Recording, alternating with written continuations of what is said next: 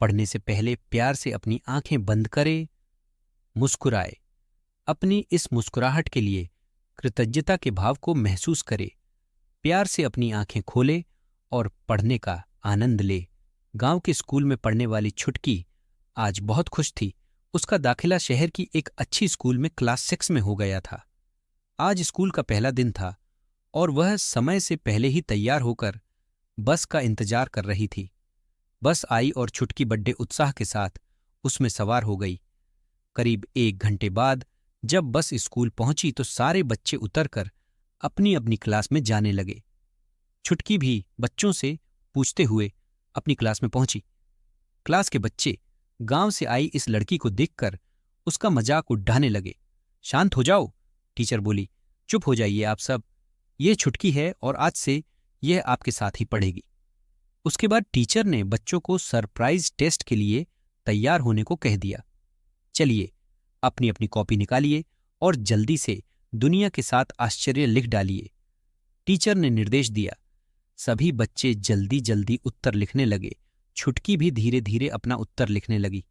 जब सबने अपनी कॉपी जमा कर दी तब टीचर ने छुटकी से पूछा, क्या हुआ बेटा, आपको जितना पता है उतना ही लिखिए। इन बच्चों को तो मैंने कुछ दिन पहले ही दुनिया के 7 आश्चर्य बताए थे। जी, मैं तो सोच रही थी कि इतनी सारी चीजें हैं, इनमें से कौन सी 7 चीजें लिखूं? छुटकी टीचर को अपनी कॉपी थमाते हुए बोली। टीचर ने सबकी कापियां जोर जोर से पढ़नी शुरू की। ज्यादातर बच्चों ने अपने उत्तर सही दिए थे।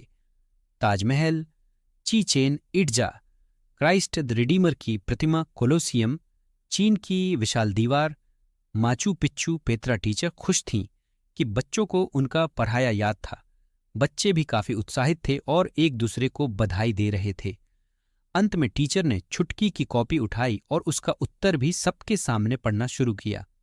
दुनिया के 7 आश्चर्य हैं: देख पाना, सुन पाना, किसी चीज को महसूस कर पाना, हंस पाना, प्रेम कर पाना, सोच पाना, दया कर पाना।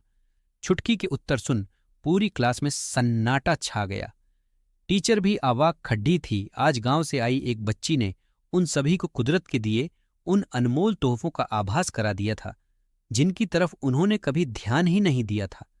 सचमुच गहराई से सोचा जाए तो हमारी यह देखने, सुनने, सोचने, समझने जैसी शक्तियां किसी आश्चर्य से कम नहीं हैं। ऐसे में यह सोचकर दुखी होने के बजाय कि हमारे पास क्या नहीं है, हमें ईश्वर के दिए इन अनमोल तोहफों के लिए कृतज्ञ होना चाहिए और तभी हम जीवन में वास्तव में आश्चर्य से विवेक की ओर, वास्तविक लक्ष्य की ओर बढ़ पाएंगे।